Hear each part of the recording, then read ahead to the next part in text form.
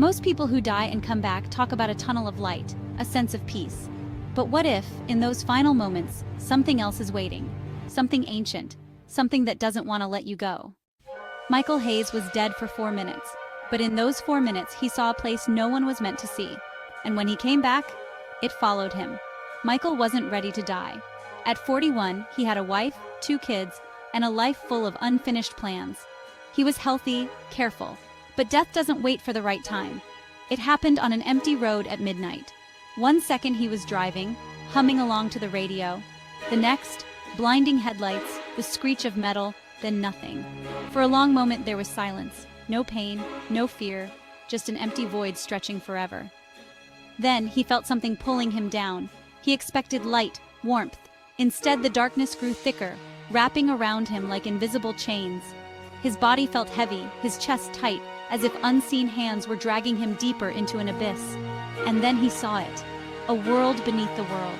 The sky was blackened and torn, streaked with flashes of red lightning.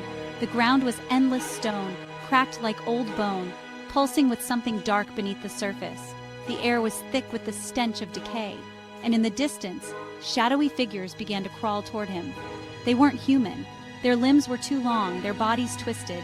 Their eyes, if they had eyes, were hollow, gaping holes. They moved without sound, their mouths stretched open in silent screams. Then a whisper, cold and sharp as broken glass. "You were not supposed to leave." Michael tried to move, but his feet sank into the ground, as if the earth itself was swallowing him whole. A figure loomed closer, taller than the others, its face shifting like smoke, its hand reaching for his throat. "You belong to us now." It touched him, and Michael felt his soul start to slip away. A searing shock ripped through his chest. He gasped. Light, pain, voices. Michael's eyes flew open to the glaring lights of a hospital room. A defibrillator beeped. A doctor was shouting orders. His wife sobbed in relief beside him. He was alive. But something was wrong.